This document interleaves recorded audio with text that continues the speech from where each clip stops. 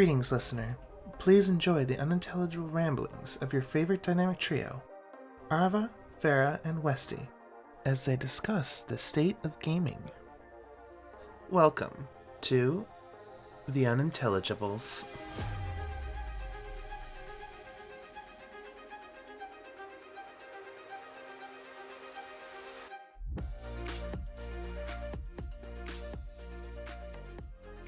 Hey everyone, welcome in to this episode of The Unintelligibles. I'm Arva, the host this week, and I'm joined here by two lovely co-hosts, Westy and Farah. Hello. Hi.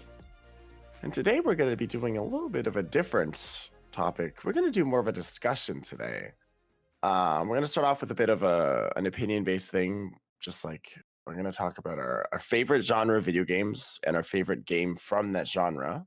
Ooh. And we're going to talk a little bit about it and why we love it and why we like that genre. And then we're going to talk about the current state of gaming.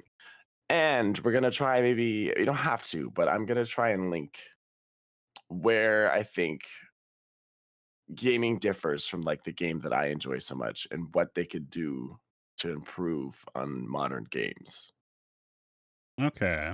You don't have to Okay. do that. You don't have to like link your game to like, oh, well, this game's good because it has this point and this point, and new games don't have this. But if you feel like it, you can, because I know my game is not the most recent title. Well, do you want us to do like a kind of game that we look back on and like this was our favorite then, but now this is one of our favorites now? Or is it like one per genre, or like one that we always go back to? Ooh. Maybe one that you always go back to. Ooh, okay. Yeah, maybe that's a little bit better then. I think that's a bit better. I have to think now. I think I have mine. I think I have mine too, just because I don't have yours. You're the host. my dirty little That's your gamer. topic. Well, there's a lot of games that I like, so I was trying to narrow it down to like one that I'm like, this is the one. And honestly, so I was my favorite genre is racing games. I'm a little dirty racing game enjoyer. I've always played it. Disgusting. Right? It's gross. So as a kid, I always played racing games. And I was very sheltered, never really ventured outside of that genre. But my favorite is Midnight Club Los Angeles, because it was a title by Rockstar Games that wasn't GTA, but got canceled because of GTA, because Yeah, baby. GTA has cars and does more. Rest in Sad. peace, Red Dead Redemption 2 Online. Well, Right? GTA the Golden Child. for real. But this game was everything I wanted from a racing game. Street racing, modification, cops, good music, because Rockstar's always got good music. But this game, oh my god, I think it came out in like, oh my god, please don't tell me it came out when I think it did. Please. I don't want to like date myself. Please say 2011. Oh my god, 2008. Oh. So this game came out in Old. 2008, so she's a bit of an oldie. That's so much. Oh, I thought it was 2011. That hurts. That hurts a lot. But yeah, something about it. It wasn't even like the best racing game. It didn't have any like. It wasn't like a perfect racing game. It didn't have great physics. The AI was annoying. The car list was small. The city was nice, but I don't know. There's something. It's got that like hook that early games kind of had around that era. That really keeps me going back, even with like modern game titles, because all modern game titles now have some sort of fucking purchase inside, battle pass, loot boxes, something. I sound like such a boomer saying this, but fuck. I'm sick of that shit. Yeah. All my fucking racing games now are just like working through the week to get my battle pass unlocks, and I'm like, I don't want to do this. I don't want to do this. Why? And yeah, that's my current gripe with the new gaming. My economy is video games are so half-assed now. I talk about this on my stream so much. I'm so passionate about this topic. That's why I wanted to talk about this. video games just don't have much passion anymore, besides indie games, which is why I play so many indie games or try to, because modern titles really just miss. They just miss a lot. Unless they're a remaster or remake, which has been a very common trend that people have been doing because it works for the most part. Or For the most part. Resident Evil 4 has been good. Dead Space was good. But then there's Callisto Protocol, which was shit. Yeah. um, Yeah.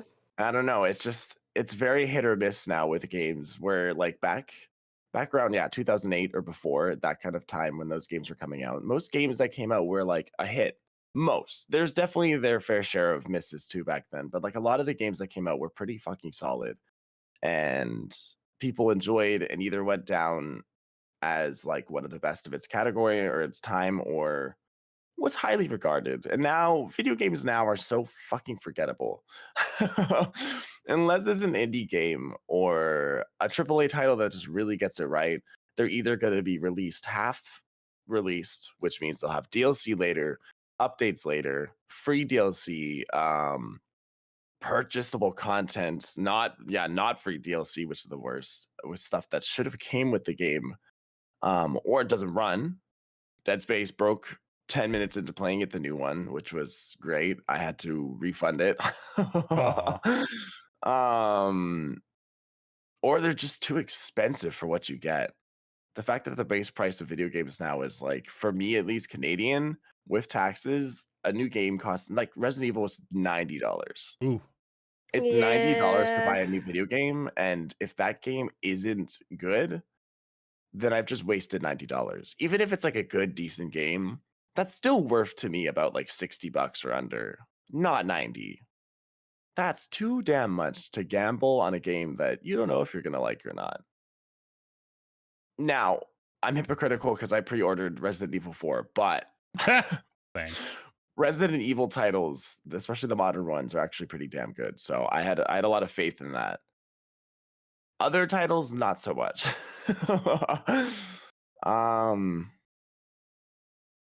And yeah, I'm just sick of video games being very passionless. Like a lot of the games you can tell are just a quick cash grab with pretty graphics to get everyone playing it, and then it like falls off a month after releasing. Where some of the older games are still played to this day and emulated and torrented legally, wink wonk, in Minecraft. Because people love them and adore them, and they're like a game from fucking 2008. People are like, I want it, give it to me. Yeah, that's very true. And like, I don't think that's going to happen for a lot of modern day games. That's one of the big things that I've noticed changing in games is the monetization and the lack of like passion that's been switched over to like just money making. I know you have to make money with games, but you can make a game that you enjoy and the audience can tell that you enjoyed making. Yeah, look at it's not mine, but The Long Dark is actually a good example, or Loop Hero. Mm, Oh yeah. Both those are really good. They were made just because like someone said, "Hey, this is gonna be fun," and they're two very different games, but they have like very passionate communities that just love the game. yeah, It's I love The possible. Long Dark. It's very it good. is. It is. I have some faith. There's been some good games that have come out recently from either indie companies or, like I said, some AAA titles managed to knock a good game out of the park. That gets you feeling like the old games do. Right. Mm, Okay. Sarah, do you have yours? Yeah, I think so. Because I'm still a little split. Split the movie. Oh God, no, no! Take it away, M. Night. Take it away. Yeah. So my favorite game. It's not really like a secret. I have played it on stream like 3 times, and I have a tattoo. My favorite game is Journey. I love adventure exploration games. I also love story-driven RPGs. So like close runner-up Persona 5. I love that game a lot. I have never played a Persona game ever. I highly recommend them. They're Mhm. very good. They are time sync though. Like wow, They're just so they're long. very long. Yes. So yeah, I value story a lot, which is quite the change because back in the day, the only thing I knew about games was from my older brothers, and they liked to play Modern Warfare and Call of Duty, and those are the games that they played. So those are the games that I played when I got a Xbox, which is not my first console. My first console was GameCube, but they kind of hogged it. But I finally got my first God, I'm old. own console that wasn't shared, Mm. and that was an Xbox 360. And I played the fuck out of so many Call of Duty games. And then now, like, you'd have to pay me to play a Call of Duty game. I think I would play some of the Right? classics, but the new ones, man, they don't make them like they used to. The campaigns are so short. They've released a Call of Duty game that didn't even have a campaign in it. It was just multiplayer, Oh, which I think is baloney. Plus, like, I agree with your point about all of the extra paid content. Games like that, like Call of Duty or any kind of game that's like got maps in it, like co-op or online multiplayer maps, you can buy extra maps always. Every single game ever that has maps on it, you can always buy extra maps, and that they're expensive. At the very least, yeah. it's nice when companies like Mario Kart, for example, if one person has the DLC, then everybody gets to play it. But there are companies where Call of Duty, everybody has to have that map, otherwise you can't play it, which I think is baloney. But anyways, yeah, I know that a lot of people don't like games like Journey. I think I was talking to Lucia, and he said that he didn't really like it, like he didn't really see the point. And it's fair because I mean games like that are pretty much they're called walking simulators essentially. Games like what's that game? Something Edith Finch. The disappearing of Edith Finch. Yeah. I Yeah. love games like that. I love them so much. I love really strong narrative games Mhm. that you walk around and it tells a story. There's a lot of people that hate those kinds of games. They think they're super boring, which I totally understand. If you want to play action games, then fair enough. But I love those kinds of games, and those kinds of games, I never see them get made by AAA companies. They're always indie games, always. Yeah. Can I point you to Death Stranding? That's fair, Oh, but there's true. still action in that game. You still fight shit in that game. Not very much. You have to fight the goop. Not very and much. piss on it. Only if you, I mean, true, but only if you decide to go kill somebody. If you just walking simulator it, you don't have to fight. Case in point, well, there is a boss fight that you have to do. Well, that just shows you that piss grenades work if you get in trouble again. Piss grenades. Which case in point, by the way, because Hideo Kojima was like, "Oh yeah, Death Stranding," and everyone was like, "Whoa, Death Stranding, what's it gonna be about?" Like he didn't really tell us what it was gonna be, and then it came out, and it was essentially that, a walking sim, and people hated it. People fucking hated that game because there was no action, and that's what people want. They want, like, they're thinking like Silent Hill, which is still a very story-driven game, but it has a lot more, you know, shooting, puzzles, that kind of thing, which Mhm. there is not a lot of that at all in Death Stranding. Death Stranding, I have, and I do plan on playing it because I think that it would be a fun game to play. But I Mhm. know very well that people really did not like that game, and they were disappointed with it. I enjoyed it. I So- think I have it sitting. Oh no, I think I downloaded it. I was checking my games real quick. I got it for free on EA. Oh shit! Really? Oh. Yeah, it's not there anymore, so don't. Yeah, no, I didn't think I so. remember when it was free. Oh yeah, I got it for free too on here. Hey. Yeah. Yeah, I've heard very mixed things about that game. I want to try it though. I would be interested in that because I love story-based games. Yeah, I love them a lot. I think it goes to show that, I mean, there's just such a wide, what is it? Girth? Not girth. Girth, wide girth. What's the word I'm looking for? I don't know. You found girth though. Wide. It's something earth. Wide. Uh-huh. I'm like trying to. Wide Google it. Horizon? No, Birth. I have to find. BRDTH. Birth? It is. Wide Berth? You give something a wide berth? I think it's a wide berth. Yeah, BERDTH. A large space. Yeah, that's it. Yeah, Okay. yeah, that's what is birth. Okay. It just sounded weird when I said it. I'm sorry, girth was better. Oh, Make sure to take I the knew girth. girth was not right. You heard it here, everyone. Vera says take the girth. There's a wide girth of games out there. Yeah, games have a girth. How The girthy is your girthy game? games. And I've heard people are very gamers are very passionate about their games, and they will shit on other people's favorite games Oh. all the Mhm. time. And dude, like, one game does not suit everybody. Like, I do not like rogue-like games very much at all. Mm. That's a very popular genre. People love roguelikes. I would not go into somebody's stream or tell one of my friends that a roguelike that they were playing is shit because I hate roguelikes. It doesn't make any sense. So, yeah, gamers, don't shit on other people's favorite games. And you know what? Right. Even if it was rated poorly, or if you don't really like the story yourself, it still could very well be somebody's favorite game.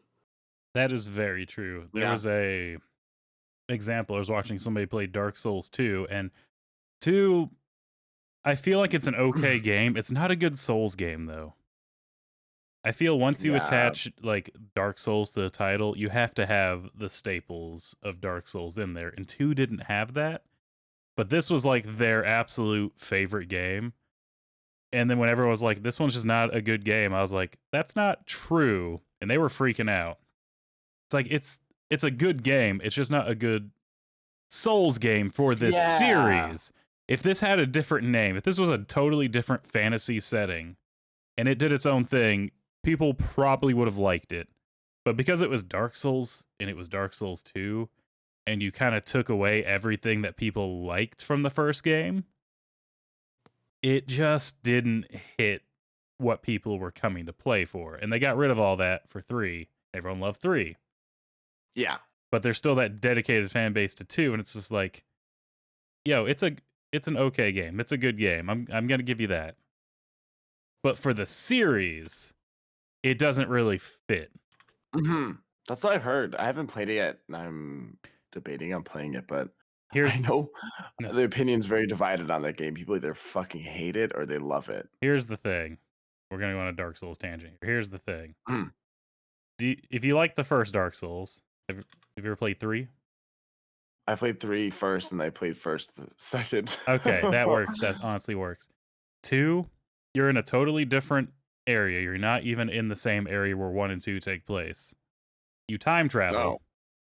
You have adaptability that's low, and that is your invulnerability window. So you have less invulnerability rolls, and you drink your Estus slower until you Oh. dedicate 10 levels to bring that up. Then Oh my you're on God. par with where you are in 1. So until you do 10 levels into that, you can't even dodge roll like you can in 1 or 3, and that's what makes it frustrating. So Oh, once your that's a 10 levels are nightmare. done, then you can start building any other thing you want. But that first 10 is going straight into that, just so you can survive. Right. Otherwise, That's crazy. you drink your Estus flask at 1/4 the speed. Damn. Wow. Yeah, and that's I played like 1/10 of 1, so I don't know very much about. you know that when you had to heal and you drank the flask, imagine Yeah, doing yeah. that Kool-Aid. for about 5 seconds to heal. Oh Oh my my God. It's God. already unbearable in the current games. Yeah, it goes even slower in 2 until you level up. And then the enemies, because normally it's like you just farm an area for a bit. If you kill an enemy 15 times, it no longer spawns anymore, so you can't even farm an area. What the hell? Like the whole point. Yeah, each enemy can only respawn 15 times. That's why I said if that wasn't Dark Souls, people would have given it a much fairer chance. But because it this does just was, sound like a different game. it feels like a totally different game. But because it Yeah. is Dark Souls, the only thing they kept was the weapon arts for 3. And then moved into Elden Yes. Ring with that. That's the only thing that came out of Yeah. 2. Because of that, that game is not a good Souls game. I'm not. Mhm. I will never say it's a bad game because there's people that love that game. I played it probably new game plus 5. I didn't really Wow. enjoy it though. That's the problem. I was doing it more because I was like, this is part of the Souls series. I have to like. No, I don't have to like it. You don't have to like something is what I've kind of grew to realize. But that was like 3 people's absolute favorite. And I also feel like game companies do that. Not even just game companies, just in general companies want to make something new, but they just like slap the name of something that's well known and popular on it. I'm trying to think of another example because I know there's lots where it's just like it's not the same game, but they're like, oh yeah, it's technically or like there's like a bajillion spin-offs of like fucking Resident Evil, for example. yeah, so that's many. true. So many, and it's like they didn't need to be there, but they want to milk the franchise, The Devil May Cry beat 'em up knockoffs. Yeah. And There's a it's lot like- of those. It's like you can make those like Persona does this too. Atlas is so bad for this, where they really milk Persona, especially Persona 5 is bad for it. So they made Persona 5 and Royal, which is normal. They're both very similar to one another. Royal is just kind of like extra content, longer story, new characters. But then they made Q2, which is essentially a dungeon crawler using characters from 3, 4, and 5. Then they made like Arena Max or something like that, which is a arena or like a Tenkin fighting style game. They also made Dancing in the Starlight, I think is what it's called, which is a dancing game with the characters. And then recently they just announced that they're making a mobile gacha game with the same characters. And it's like, just make a different game. Come on, dude. We don't want to. It's because they know people will pay for it. Yeah. Same it's thing true. with the so this annoys me so much that they did this. So originally this Persona 5 and Royal were only on PlayStation. They were PlayStation exclusives for a very long time. Persona 5 Royal came out a few years ago, maybe like 4 or 5 now. I think 4. Maybe 3? I don't know. Man, it's just been a few years. It So came they out before.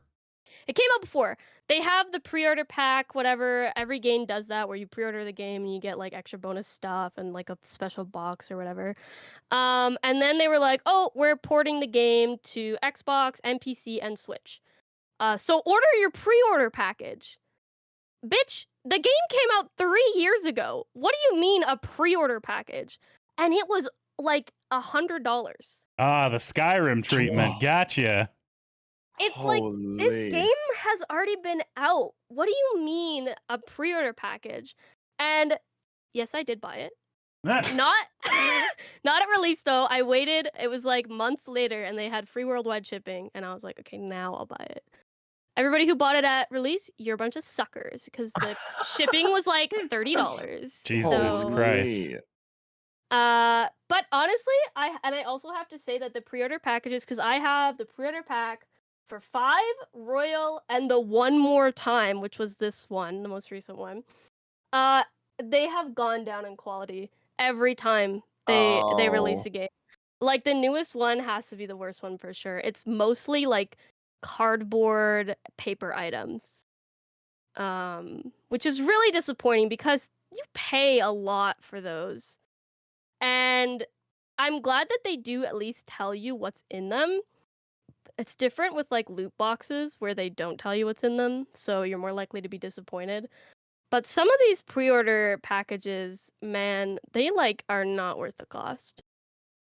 I feel that. Yeah. I think There's some that are True. really good, like a Dragon's pre-order pack was super good. Like you got a full ass leather jacket and everything in that one.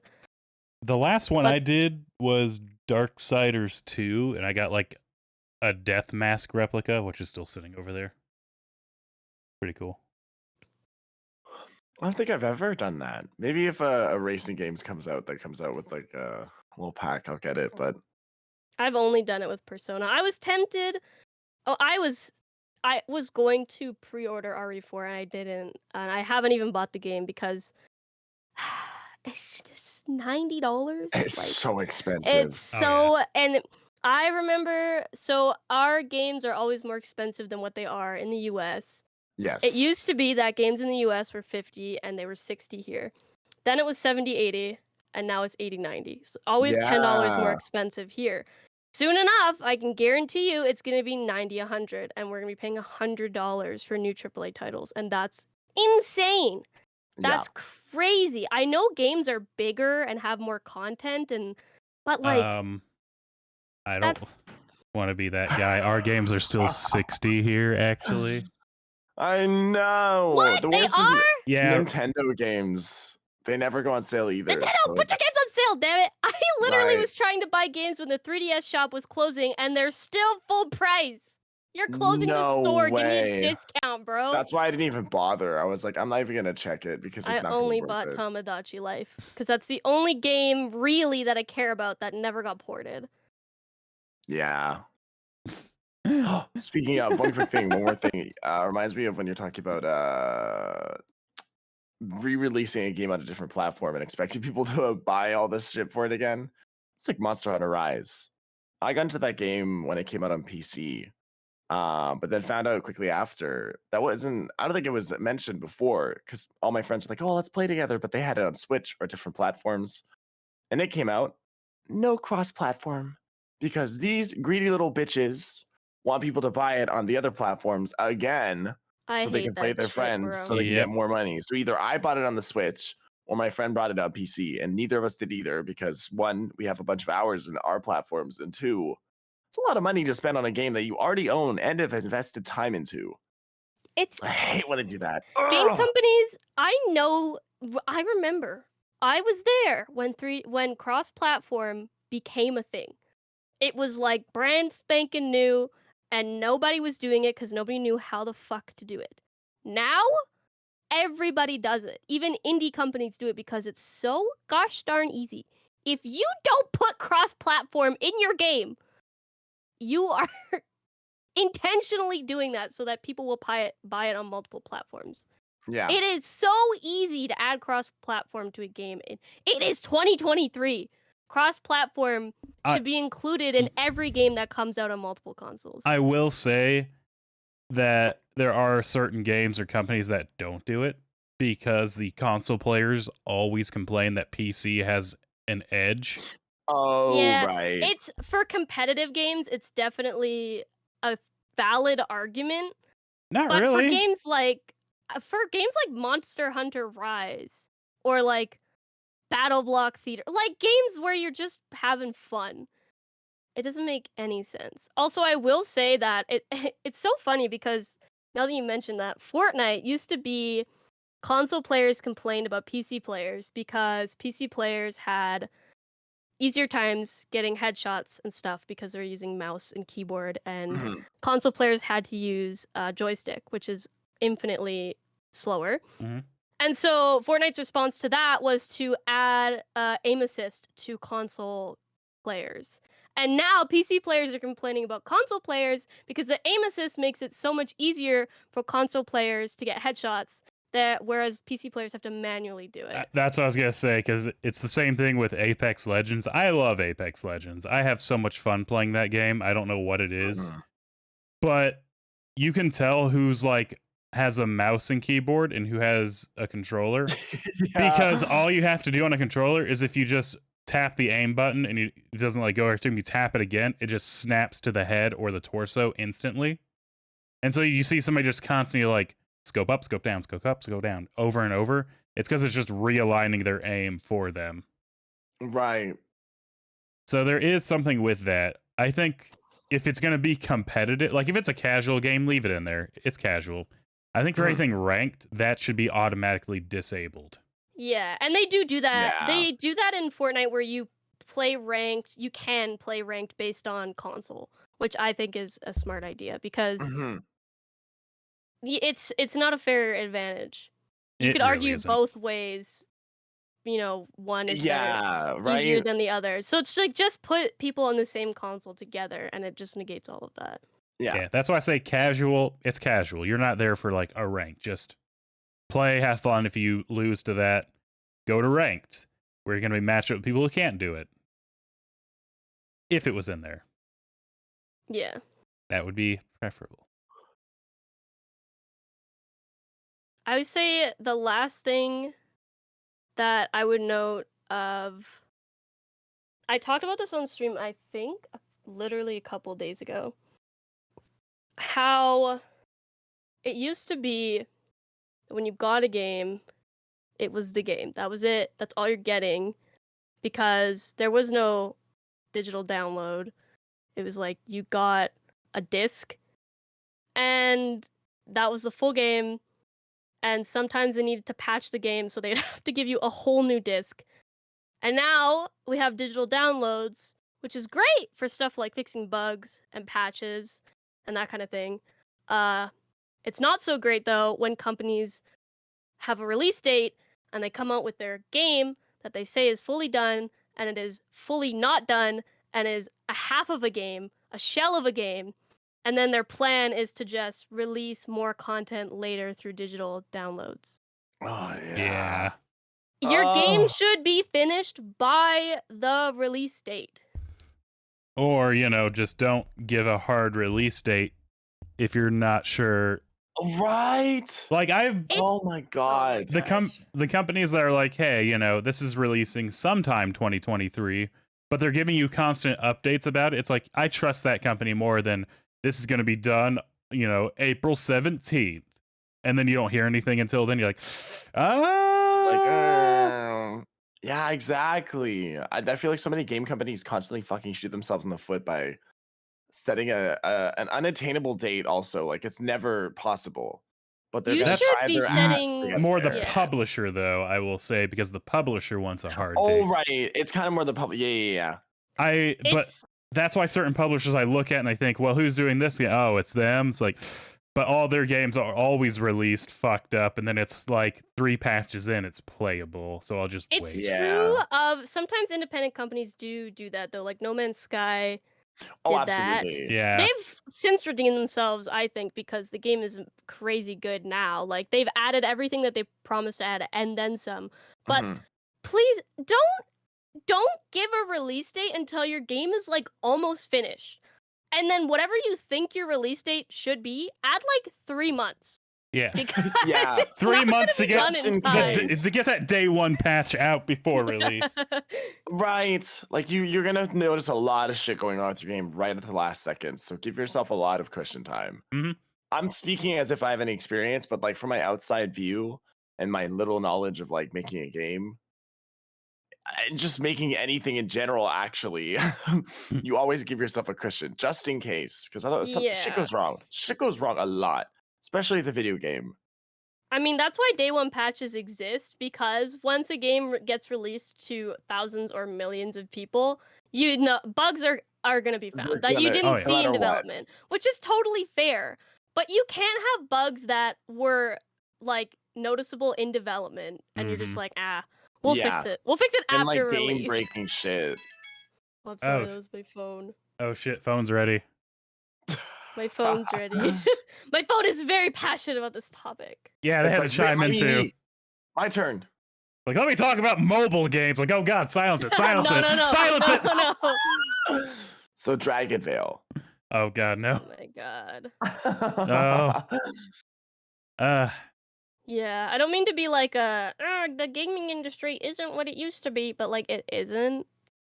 I think that's No, this whole it's not. topic. We had it good, man, back in the day. We had it good for games, and nowadays It's a There's a lot of struggle. AAA companies just want your money, and they will just milk popular series.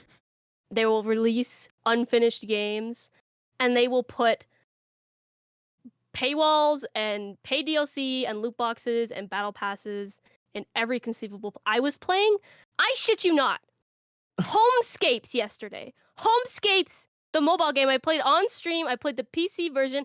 It has a battle pass. Homescapes, dude, has a battle pass. It's called a pirate pass, but it's a battle pass. That's so crazy. In I know my there's battle pass and Candy everything. Crush game? Hmm. Are you kidding me? I feel like there's more games now that have a battle pass than don't. True. I'm glad, like, didn't like Europe ban loot boxes or something like that? Yes, I think EU. so. Yeah. Yeah. Good. Fuck loot boxes, dude. Right, unless they're free. Yeah, free That's loot one boxes thing- are great. That's one thing I miss about the old Overwatch is the fact that you'd be able to actually not spend like fucking $20 to $40 on a skin when you could just get it for maybe free from a loot box you got for free. Yeah, It's also play the dangerous game. because, I mean, we all know that CSGO literally has a black market Oh yeah. True. for things that are, and yeah. TF2 even too, Oh, because there's yeah. stuff that's so rare and so hard to get that you have to pay somebody like $1,000 for it. Yeah. Damn. That's the craziest. So, I don't think I It'd can be like compete with that. that passion. I can try, because I'm fucking old, and I remember a time that you two will not. Oh yes, the 90s. Who out there remembers the good old Dreamcast? I know what it is. I know what didn't it is. have Ow. it. This hurts. So, first off- Motherfucker, sorry I wasn't born earlier. It's okay. It's okay. Try to be better next time, but it's okay. Okay, well, BRB getting born earlier. So, I'm gonna preface this first by saying some of my favorite games are actually strategy games. I love strategy games. I don't play them on stream because I made the decision of like, if I really enjoy doing this, I don't want to mix that with streaming because streaming kind of feels like work now. yeah, I get that. And That's if fair. I mix it, then I won't get that same relaxing feeling playing it anymore. And Yeah. so People like the backseat strategy Yes. games too. a lot. And so my absolute favorite, I'm gonna say series because this is like a hard one to pick. If I had to pick one, I'd pick the newest one, of course. But the Total War series, I have always loved the Total War series. It's just, here's a map of Europe, and you're gonna start in this one settlement, and you're gonna conquer everything. You're gonna command 2,000 units individually. It's like, this is peaceful. This is relaxing. Rome has fallen. I'm dead. Fuck. The Pope has been eaten. God damn it. But yeah, the new one that came out, Warhammer 3. The new ones have done a weird thing where they have a campaign, which is okay. But the whole point of these games are like literally set you up in a world and just kind of let you go, build up armies, and just see how good of a commander you are with those armies. Basically, see how smart you can be versus these other factions with their units that counter yours. And they recently did it's called Immortal Empires, where it's the biggest fucking map you could ever have, with probably 300 individual factions that all have thousands of units. And I find that really fun and relaxing. Which I've realized I do this now as I'm older. Sorry if you can hear that dog in the background. He's chilling with me today. When I got older, it says, that's just a lot of fun. We have the most micro bullshit, though, with this. Because each faction that gets released also has paid DLC to unlock the other units of that faction. Oh my god. Oh. Like, if I open up... Here, I know the biggest offender of this. If I just click DLC on this one. So, the Warhammer series here for Total War. I want to play Chaos, which is cool. You have 2 Chaos units, basically, in the... No, wait, 1, 2, 3... You basically have 4. Well, if you want to unlock 4 more, that's $15.99 for just 4 other people to play as. The units are the same. You just have 4 other starting locations. Scroll down. Well, I want to play as ogres, $12 for 2 more people. Scroll down again. I want to play as this lizard man, $10. I want to play as the Norse up way in the north, $10.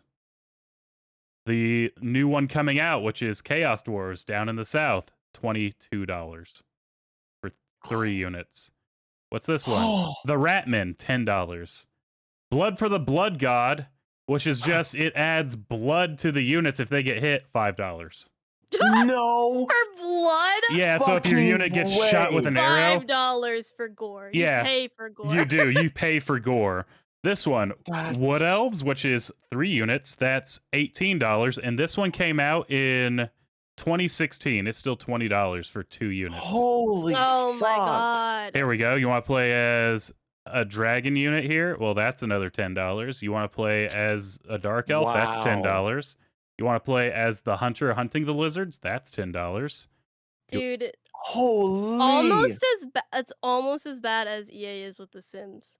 Do you like this necromancer? $10. Do you like this Holy fuck. the king and the warlord, which I think is like holy units? That's $10. I'm not done yet. We can keep going all day oh on this my one. god. Holy You want shit. Beastmen? That's $20, and this one came out in 2016. It's still $20. It has not dropped in That's price. insane.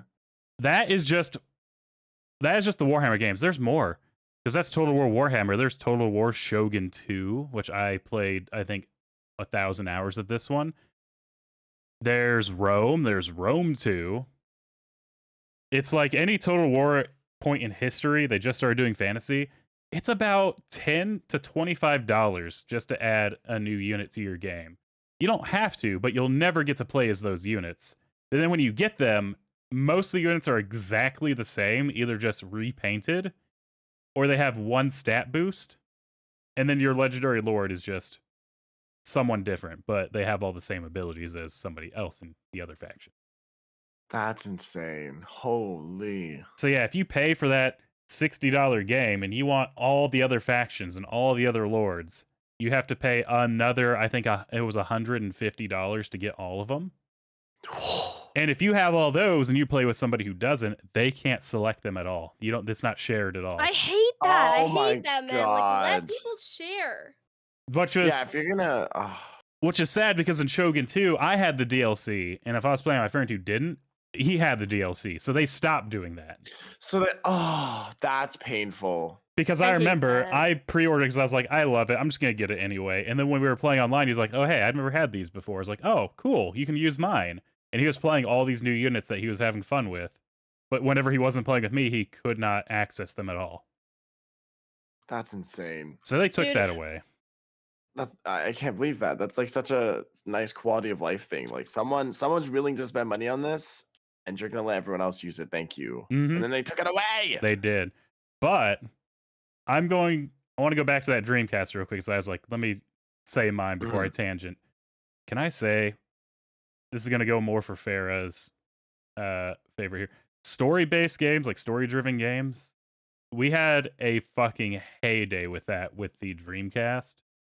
And for any Can I just say, Mhm. I just looked it up.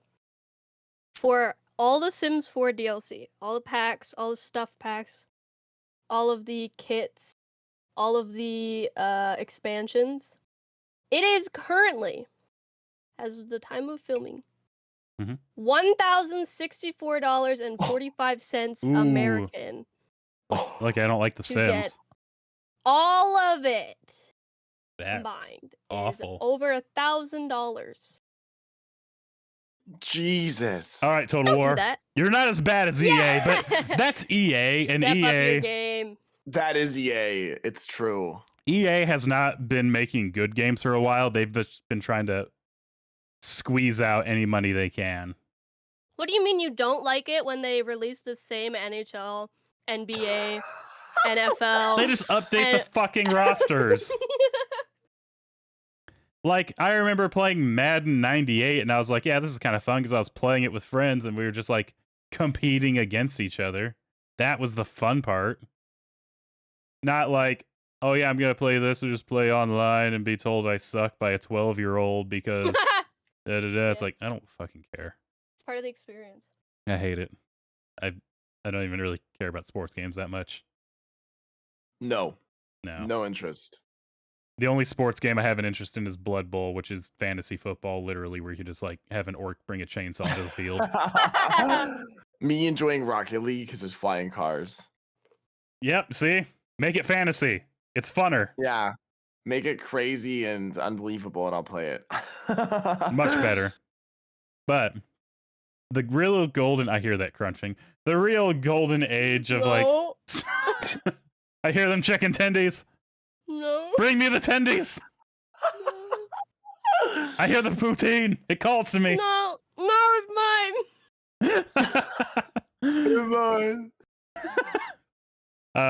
Yeah, Dreamcast was definitely it. And the one game that I always point to as like the most perfect example.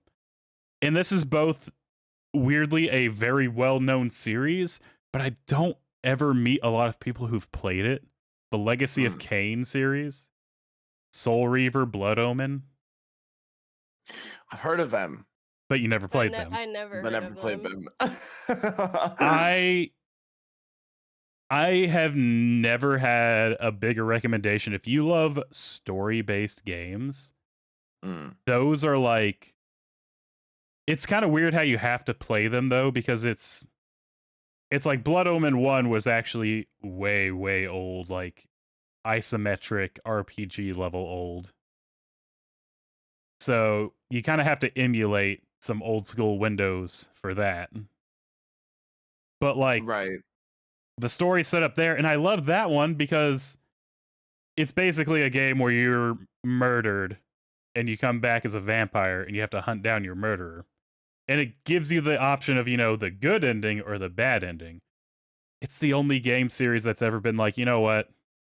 Everyone picked the bad ending. We already know. And they went with the bad ending as the canon, which everyone always picks the good ending as like, yeah, everyone's going to be good, right? Like, no. It's more fun to be bad when, like, your character has had just all this shit happen to him. Why would they just suddenly turn good right at the end? Right. Don't make sense. That Of would course, the happen. bad ending. So the bad ending is like you sitting on like a crumbling throne, drinking blood as like you're darkening the sky. Dude, that sounds epic. Oh, it was awesome. And then you do Soul Reaver, and you're like a different one, but you're serving under the character from the first one. And the narrator of the entire series is like the best voice for narration I've ever heard. It was like ASMR before ASMR was even like a category of anything. It was just perfect. And they tell this huge grand tale that like stretches across technically 4 games. We don't count Blood Omen 2. But like Blood Omen, Soul Reaver 2, Legacy of Kain Defiance, great. It like told this giant story.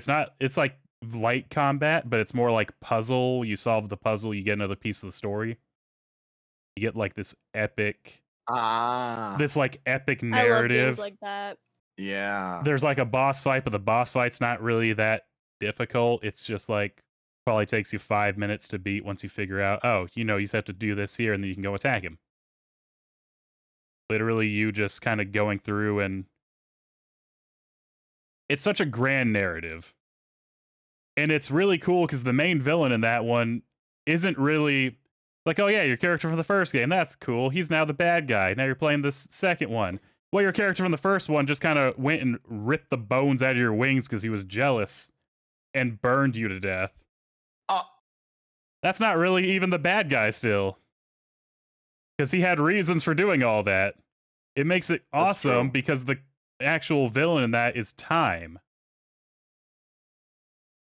Because if you're immortal, what's like the biggest thing that you have left to conquer? But they do it so well because they can't ever like really break it. God, I fucking love this game. So just play Legacy of Kain. That's my list. Like Soul Reaver, it also has one of the coolest mechanics because you start out as like a vampire, but then you get murdered and you get brought back as a wraith. So you don't drink blood, you kill enemies and eat their souls. And you can like let their soul go, but if you say impaled someone and you pull out the impalement, they'll come back because their soul goes back into their body. But you can hunt their soul down to like the spirit world and find it and consume it. And that's basically your health. Oh. But it's a cool mechanic because if you're in the real world, everything's like Yeah. normal. But if you go spirit realm, everything distorts and twists and makes new pathways for you to kind of navigate and figure out the puzzle from there. And then you go back to the real world, put like a block on a pedestal, distort it, and now you have a new platform.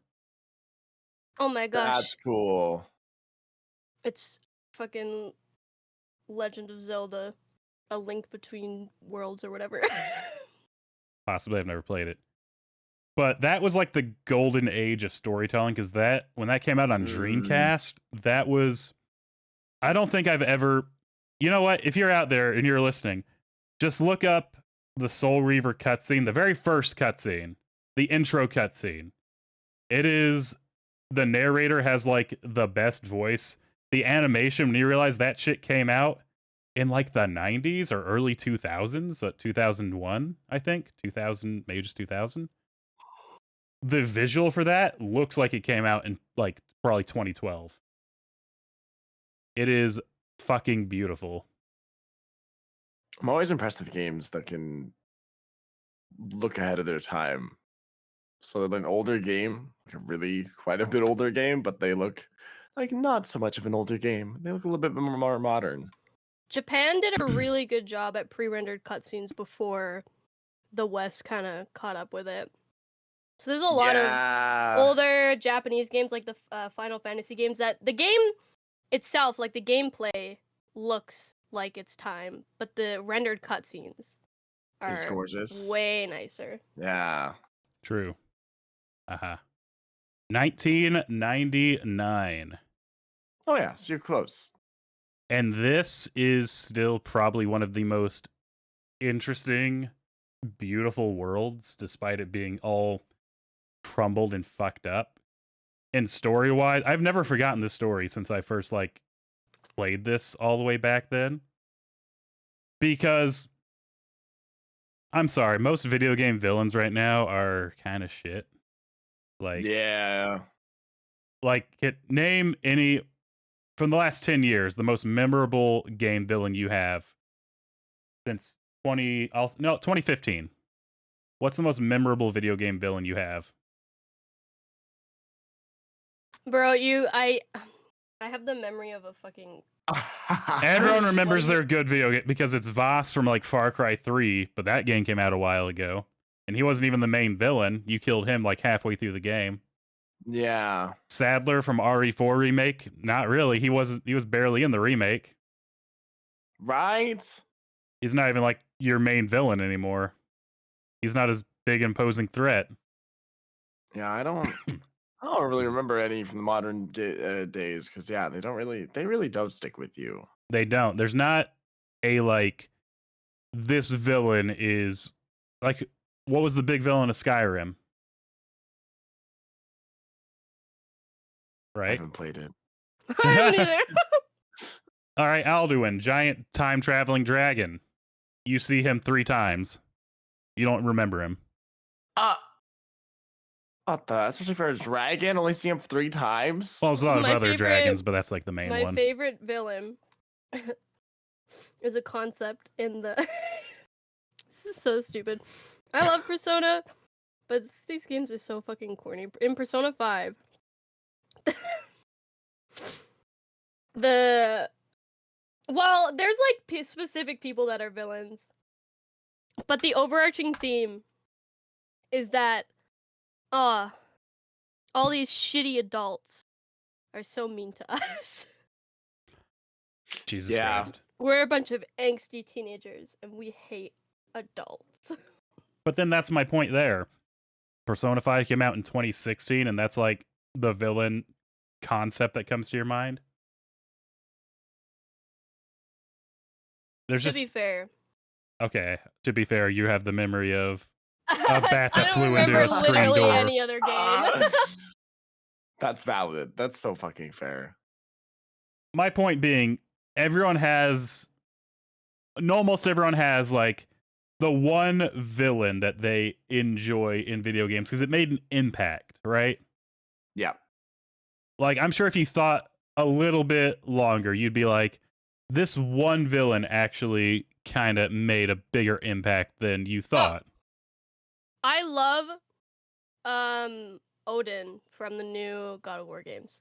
There we I go. think he's fucking awesome villain. I need to play the God of War games. Yeah, so good there. And that's like, honestly, that's almost Norse accurate Odin.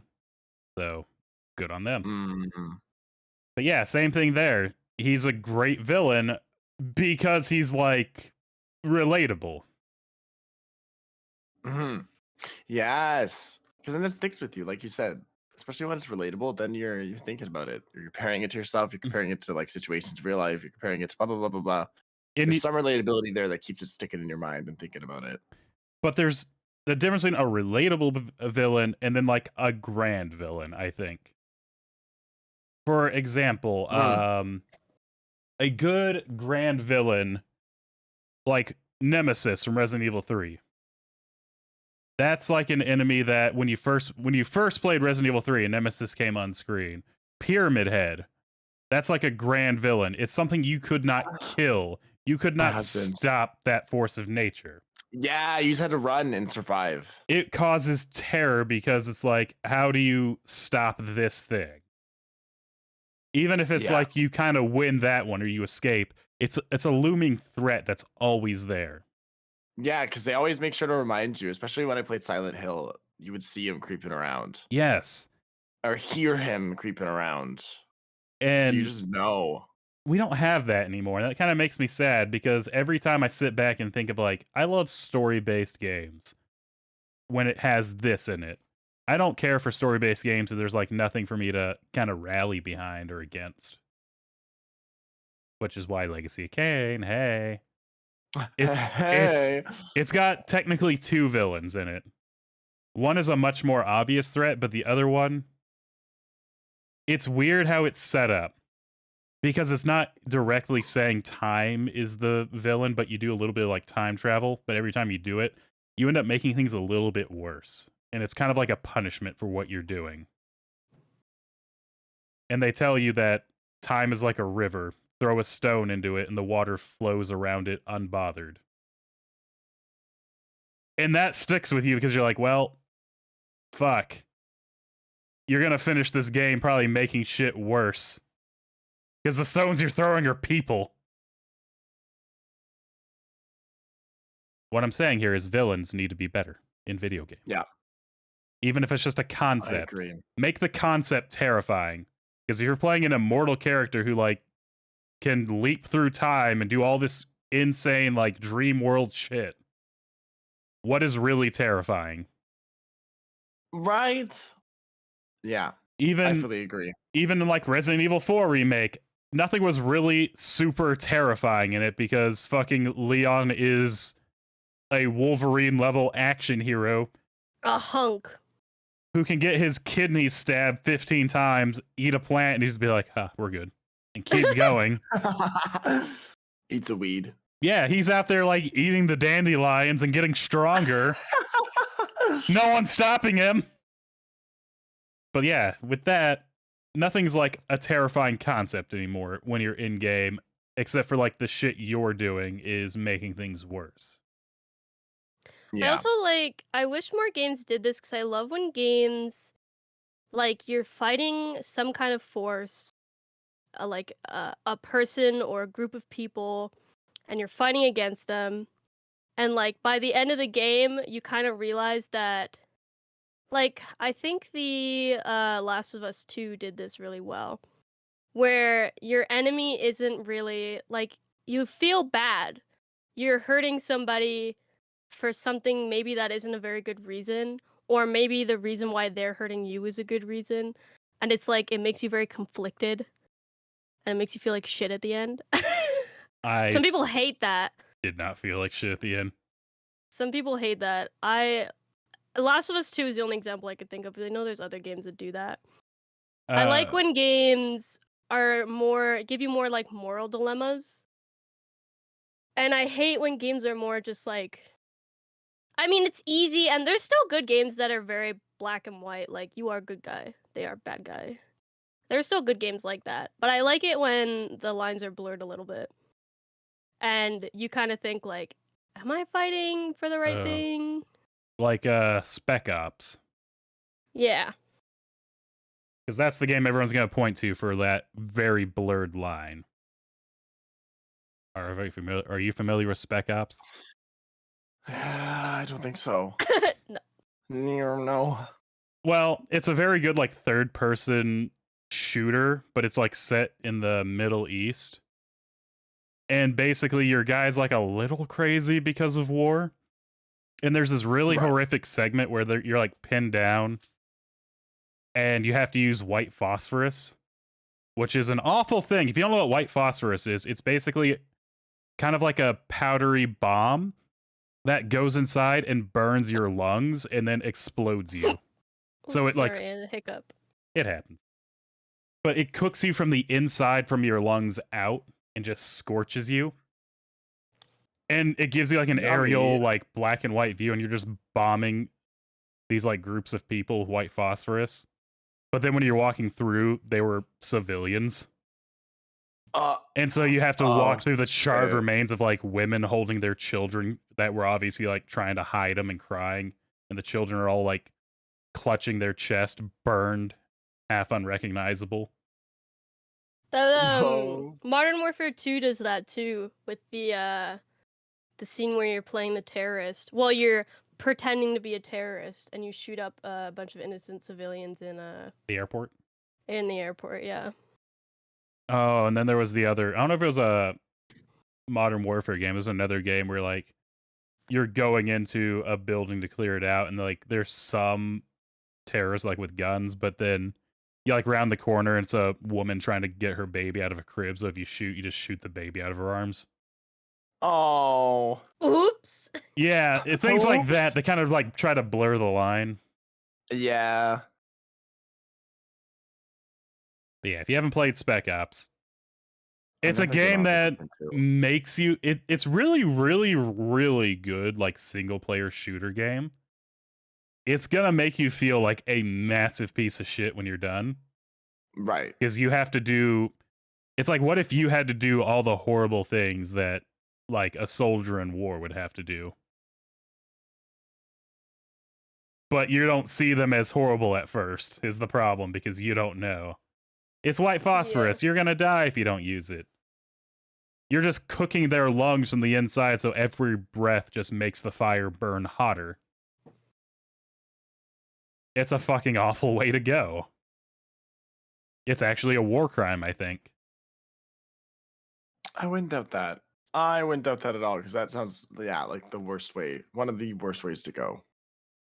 That's not even slowly. It's actually rapidly, and you feel evidently you're supposed to feel everything on the way out. Oh, I hate that. Yeah.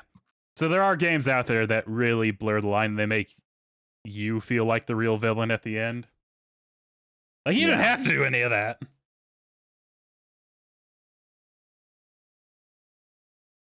I like games like that though. What's the point of games? There's something that you wouldn't do in the real world usually. Not all the time, but it lets you do stuff that you wouldn't. Well, I'm not promoting being a terrorist, but it Yeah, lets you do no. things in a game. No, I think you that are. you want in real I life. think you are. And yeah, morally gray games and stuff like that, or any game that has like a morality question that really puts you in the position of like, oh shit, am I the bad person? Is always great. It has to do it There's right, a little though. bit of what was I gonna say? Oh, Atomic Heart. Atomic Heart did that a little bit. Sorry. Also, yeah.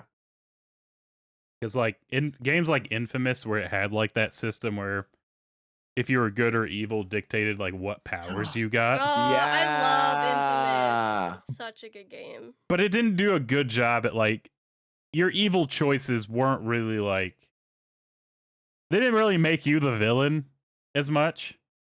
Because there was no consequence to your actions. Also, some Yeah. of the choices, they'll be like, do this and like some of them okay, there was like two I had two gripes with some of the choices. One of them would be like the choice would be like save this innocent baby or commit a war crime. And then other choices would be like no matter which one you pick, you still are going to lose. Like you still are losing. And it's like, well, what the fuck is the point then? Oh, BioShock, the very first BioShock did it, I think, really well with the little sisters. Yes. Yeah. Like you could harvest them and kill this little girl to get more power. Or you can save her and get less. And then it like dictated what ending you got. Yeah. Yes. Yeah. Yeah, I think they did it pretty well. They definitely did. I love BioShock. BioShock was real good. Hmm.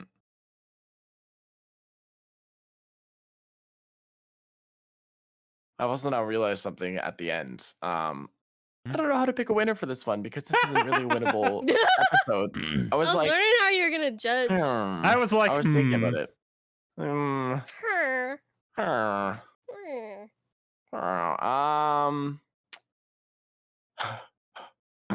I've made a whoopsies. I've made an oopsie doopsies. This is why I come up with the Your scoring system. episode. Yeah. I was like, I'm gonna try something different. I'm gonna try doing like a discussion topic, like a typical podcast. This We is can what talk about something. happens when you like, step outside of the box. Now I can't pick. Of course you can, arbitrarily. I can. That's right. I can just close my eyes and pick one person. Yep. Oh, what if we did a coin flip? Coin flip. All right. Sure, that works. Hold on. I'll get a coin flip up. Okay. Heads. Tails. All right. Ready? I'm gonna flip. Heads. Yeah, let's go. Farrah won. Oh my god. Oh my god, I did it! I won! I'm the bestest ever!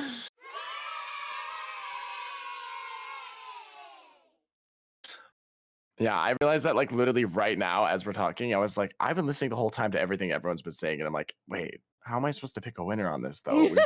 We're just talking. Oops. Oops, big oof moment. It's fine. You can always So- pick arbitrarily. It's true. It's very true. Because I like these discussion topics too. Because then it's like, I don't know. It's not so much of like trying to have not trying to have a crazy story, but having a crazy story or anything like that. It's just my favorite thing about listening on podcasts, ramblings and opinions on things. And we're all gamers, so I thought gaming would be a good question, especially with all the new games coming out this year that are looking good, but I'm very nervous about when they release. I was Yeah. so nervous about RE4. Right. I was like, please don't fuck it up. Please. I wasn't a big fan of the RE3 remake. No one really Uh, was actually when you look back at it. And I was like, oh, please. Because that's like do this right. most everyone's favorite RE game.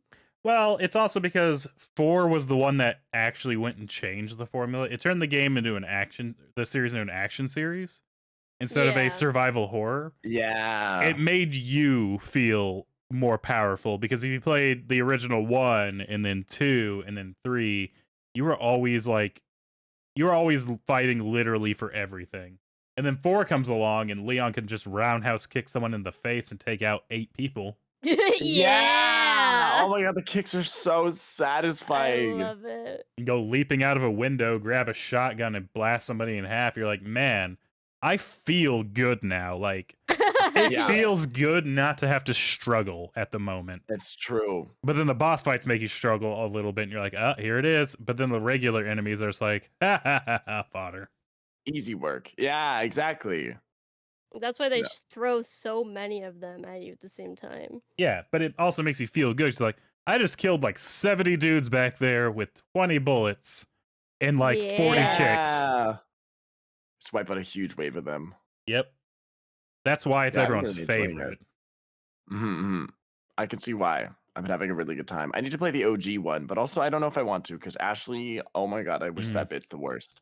Leon! Ugh. Leon, help! She's I know much she's better worse. in this game. Leon! Yep. She is But so much worse than I the s- original. Still hate her. So I'm sure she's a lovely lady and she's so nice, but I want her to burn. I've like shot her in the head myself sometimes because I get so Oh frustrated. my god. Can I say, Mhm. holy fuck. So I beat the remake and I was replaying it off stream just to, because you unlock, another mode once you beat it where you can start unlocking all the other stuff in game.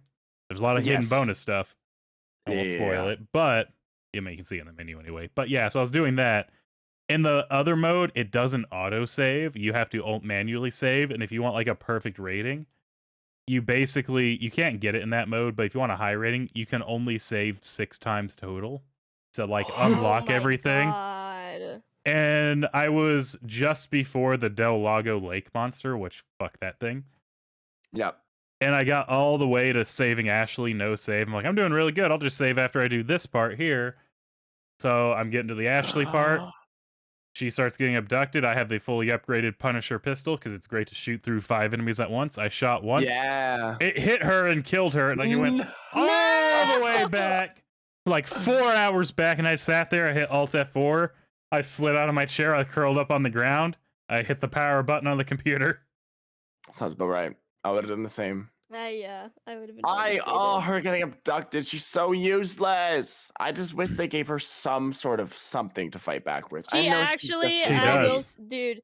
She's better in the remake than Does she does is she in get the better eventually? original. Because at the point I'm at, I'm ready to blow her head off. Okay, do you want a little quote spoiler, even though you can see it in the menu and you're not going to get it in your first playthrough? You have to redo it a couple times. You can get her a suit of armor that makes her too heavy to be stolen. Oh, that was the thing in the original, right? Yep, that was the alternate Yes. costume after you won. Was she couldn't get Okay. carried away anymore. I loved it in the original because it also protected her. So if you like started aiming, like the little flap would close and you could just start shooting and it wouldn't hit her because it would just bounce off no matter what you were shooting. I just love it'd be open and the second you aim, just blink. She knows. She's like, oh, he's gonna shoot me again. Yep, and she was totally bulletproof, so you could just like get a machine gun and start so gunning. much better. Yeah, you can unlock that, but not on your first Instead playthrough. of running from enemies, she just ducks down. Bitch, run! Oh my god. This is why you keep getting kidnapped. Right? Like, come on, no survival instincts. I know it's like 2002, but holy fuck, use your legs, sprint. Right. A little bit, something. Wait, flip phone. I know it's 2005, fucking sprint. Oh yeah, she had her sorority phone. Yep. Alpha Gamma Whatever. the something. fuck. Yeah. Yeah, whatever it was. Whatever it was. Sigma male. Sigma Right. male, Ashley.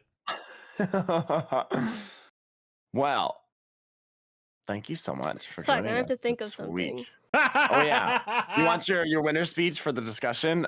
I went fair and square. The better speech. It wasn't a coin flip. That was actually fake. Yeah, no, that was for the bit. That was for the bit. I'm the best. Mhm. That's it. Mhm. And I have no idea what my topic is going to be next week, so Mhm. figure it All out. right. Hell yeah. And Westy. Well, at least I'm funny. Everyone go. Not funny enough to win. Damn. Damn. That burner's hot. Everyone go play the Soul Reaver game. It's got a lot of growing pain. There's a lot of quality of life that isn't there. But at the very, very, very least, go watch that intro cutscene. Just Soul Reaver intro, the one from 1998.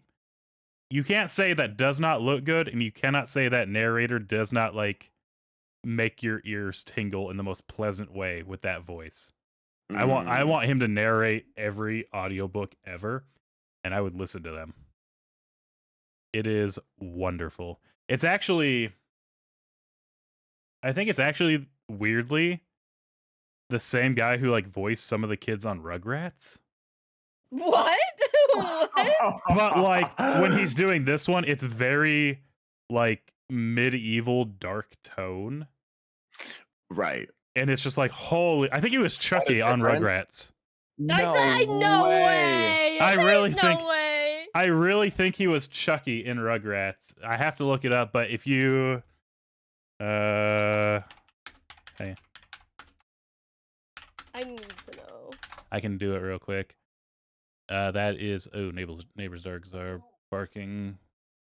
It's a woman, so I don't think. Well, hang on. Michael Bell. He voiced someone. Oh, Ratchet and Clank too. Oh shit. Hang on, where is? Here's the Storm. He was Medivh. Star Wars Rebels, Voltron, It does say the DuckTales. Rugrats movies, but who did he voice though? Mike Bell. Mike Bell actor. We're gonna figure this out real quick. Hang on. Let's see. I'm curious. I Television. want to know. Monkeys, Get Smart, Mission Impossible, Mannix. Where is? Apparently, he is Grandpa Boris. Is he Drew Grandpa? Pickles. He's Grandpa. He's Grandpa. Yeah. I love that. Oh my God, that's who he is. Okay. Damn, he's in Charlie's Angels too. He's Chaz Finster, Wow. Chaz! Grandpa, and Drew Pickles. Okay, so he's Chaz. That's what I thought it was. Chucky. It's Chaz. Is his dad. But yeah, it's that voice, but in like a way you've never heard before, and you'll probably never hear again. That's wild. I don't think he's still. That's range. Because he's 84 now. Yeah, he wasn't. G.I. Joe, Damn, he's Transformers. Anyway, yeah. Wow. Yeah. What an impressive resume. Go look up Legacy of Kain Soul Reaver intro. Tell me that is not the absolute best fucking voice, the best fucking intro you have ever seen. Your curiosity will be piqued. That's all I got. Nice. Do it. You have to. That's the law. Yep, I it have is. it loaded up. If- I'm gonna listen right after. Yep. If Same, you've yeah. listened to this episode, you now have to. Required That's by the law. rules. Yep. Sorry. Don't make them. Just follow them. Exactly. I just follow them and make them up. Thank you guys so much for listening this week. I'm Arva. Arva on Twitch. Arva_69 on Twitter. Joined by Westy HCC on Twitch and Twitter. Yeah. Bear the Bat on Twitch. And Fair Silvertail on Twitter. Yeah. Thank you for listening. We'll see you again next week when Fair hosts. Bye-bye. Bye.